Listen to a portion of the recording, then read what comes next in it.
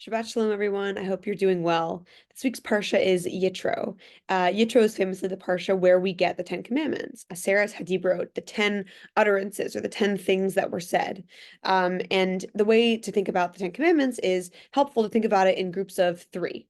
So the first three are about God. I am Hashem, your God. You shall not have any other gods before me. You shall not use God's name in vain. So the first three, those. The second three are about createdness. So four is about Shabbat. You shall remember Shabbat and keep it holy. Five is you shall honor your mother and father. Shabbat reminds us of the creation of the world. Our parents brought us into the world. And then six is you shall not murder, which reminds us that we are all made in God's image. And that we all have the same holiness within us, and we should respect life because it comes from God. And the last three are about society. So seven is you shall not commit adultery, eight is you shall not steal, and nine is you should not lie. These are, basic things. The sanctity of marriage, the sanctity of justice, pursuing justice, making things right and just and fair. And the final, the 10th, is you shall not envy. And it's interesting because it seems to be that envy is in its own category.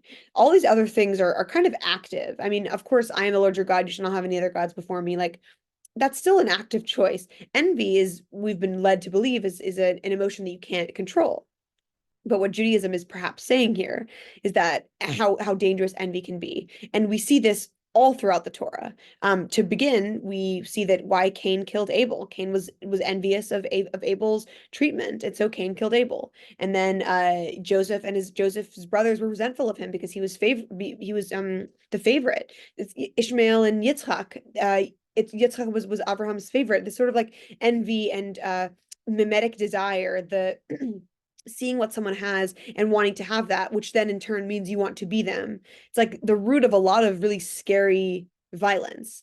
And we see this again. This is all over the Torah. This happens all the time, envy. But it's a message of to show the power of insecurity, feelings of being unhappy for other people. And it's the story of the Jewish people forever. We have been uh beat down more than any other group of people. We are the most hate crimed, the most maligned, the most persecuted, and we're still here, stronger than ever. We have our own state. It doesn't really make sense, and people are annoyed about that. It causes them to feel sort of like, well, why isn't my particular subset experiencing the same success of the Jews? Some say that's the reason that the Holocaust began, that the Europe wasn't doing well and the Jews were. And it's crazy because the Jewish people have never we've never said that we're the chosen people. That's the thing that people have put upon us. All groups believe they are the chosen people. All people who are Christian believe it's right to be Christian. All people who are Muslim believe it's right to be Muslim.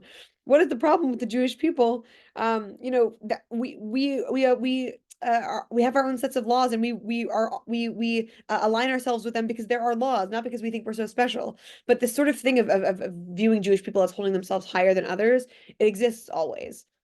And so I think it's a message that, envy is huge and important and scary and can cause a lot of really awful things to happen. But it's also something that we do have control over. The fact that it's a commandment, that it's a something that we are told not to do, and it's the last one. It's in a category of its own. Is just fascinating. So I'm curious if you guys have any thoughts on this. This is also the parsha where Moshe is taking in all the problems of the Jewish people that are, they're in the desert, and Moshe is being the only judge in the desert. And Yitro, his father-in-law, says, you cannot handle all of this by yourself. You have to start to delegate. And so Moshe begins to delegate.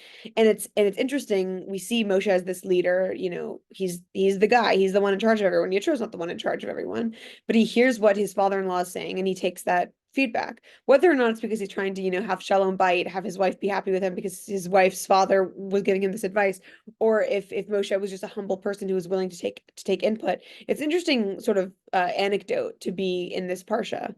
So those are the Ten Commandments. Shabbat Shalom, wishing everyone a restful Shabbat, and God willing, I'll see you all next week.